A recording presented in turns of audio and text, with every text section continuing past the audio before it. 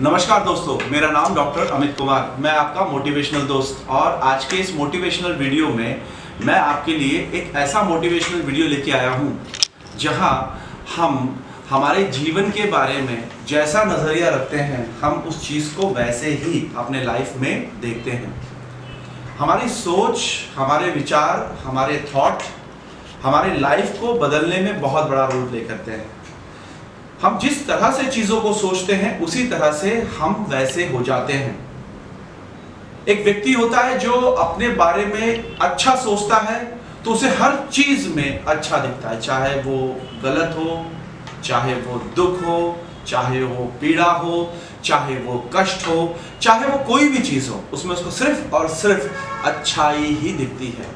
वही एक व्यक्ति होता है जहां उसे सब तरह की सुख सुविधाएं, सहूलत या फिर सारी चीजें मिली हुई रहती है, किंतु वो चीजें मिलने के बाद में भी वो दुखी रहता है और वो उन मिली हुई चीजों का आदर करने के बजाय अनादर करता है या उसका क्रिटिसिज्म करता है।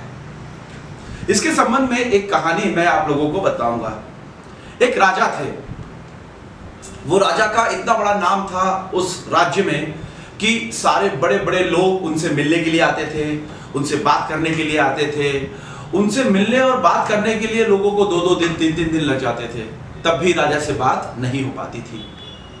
उनके सेनापति ने उनको बताया एक दिन कि पास के गांव में एक सन्यासी आके रुके हुए हैं जो बहुत ही विद्वान और बहुत ही चालाक और तीक्ष्ण किस्म के व्यक्ति हैं। आपने भी जाकर उनसे मुलाकात करनी चाहिए। राजा राजी हो गए और वो बाबा की कुटिया में उनसे मिलने के लिए पहुंच गए। अब उस समय सन्यासी जो थे वो लोगों को प्रवचन दे रहे थे और प्रवचन दे रहे थे, उसी बीच में राजा पहुंच जाते हैं, किंतु सन्यासी अपने लक्ष्य से विचलित ना होते हुए वो प्रवचन देते ही जा रहे थे और राजा की तरफ उनका ध्यान नहीं था। राजा कहते हैं कि मैं इस राज्य का राजा हूं, मेरे आने के बाद ना मेरा आवाभगत हुआ, ना मेरा सत्कार किया गया, ना मुझे पूछा गया। उसे बहुत ही हीनता महसूस हुई।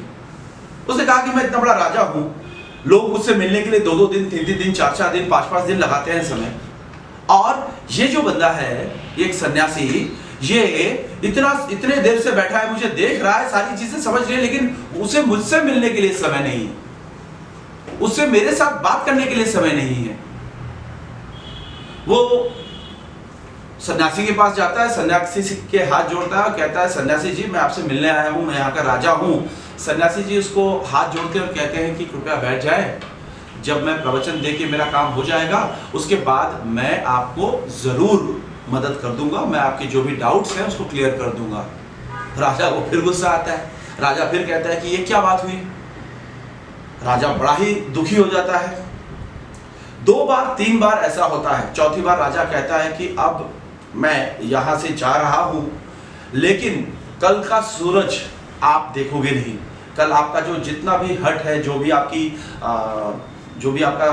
भी आपने सेटअप किया है, ये सारी चीजों को मैं तोड़ फोड़ दूंगा, आपको जेल में बंद करवा दूंगा, आपको इसकी शिक्षा और आपको इसका दंड जरूर मिलेगा।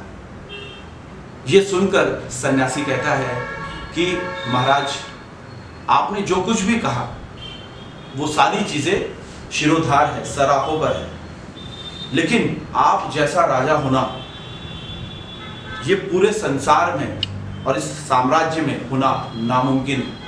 आपने जो इस साम्राज्य के लिए, इस राज्य के लिए किया है वो अतुलनीय है, उसकी हम किसी भी तरह से तुलना नहीं कर सकते।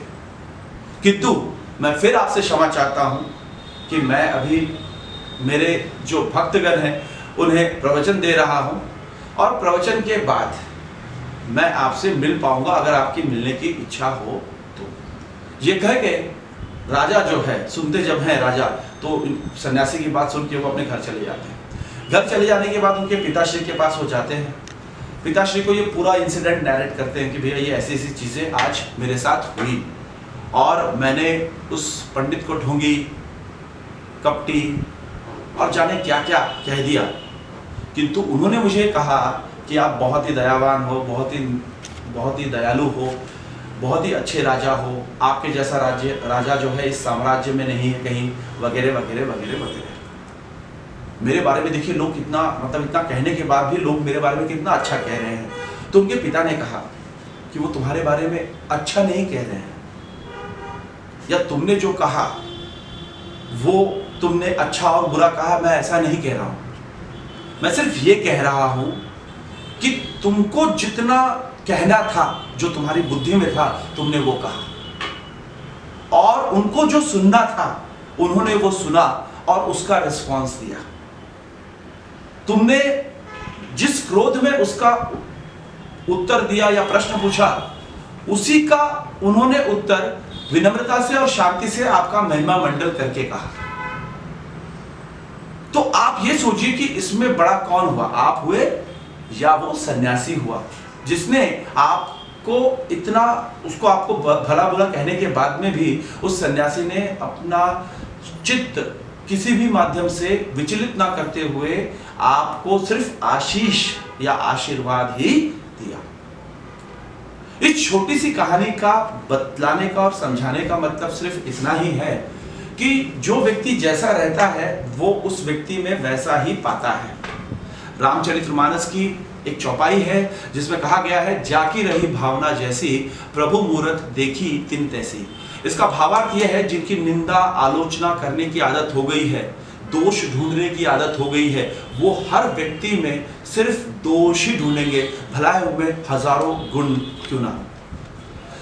बताने का मतलब यह है कि आप जब गुणी व्यक्ति को देखते हो तो उसमें गुण ना देखते हुए आप उसमें अवगुण देखते हो। आपका थॉट प्रोसेस, आपका विचार आपको वो चीजें करने के लिए मजबूर करता है जो आपके विचार आपके दिमाग में है। दुनिया में ऐसी कोई भी चीज नहीं है जो पूरी तरह से सर्वगुण संपन्न हो या पूरी तरह से गुणहीन हो। एक ना एक गुण या एक ना एक गुण सभी में होता है। बताने का मतलब यह है कि हम हमारे विचारों से ही अच्छा देखते हैं और हमारे विचारों से ही बुरा देखते हैं। अच्छाई और बुराई ये दोनों हमारे विचारों से ही शुरू होती है और हमारे विचारों से ही खत्म होती है। तो हमने कोशिश करना चाहिए, rather than गलत चीजों के, हमने अच्छी चीजों को ढूंढना चाहिए और उन्हें अडॉप्ट करना चाहिए। इसी मोटिवेशनल वीडियो के साथ मैं आपका अपना डॉक्टर अमित कुमार आपकी इजाजत लेता हूं। मिलूंगा किसी और वीडियो में किसी और दिन, तब तक के मुझे इजाजत दीजिए। नमस्कार।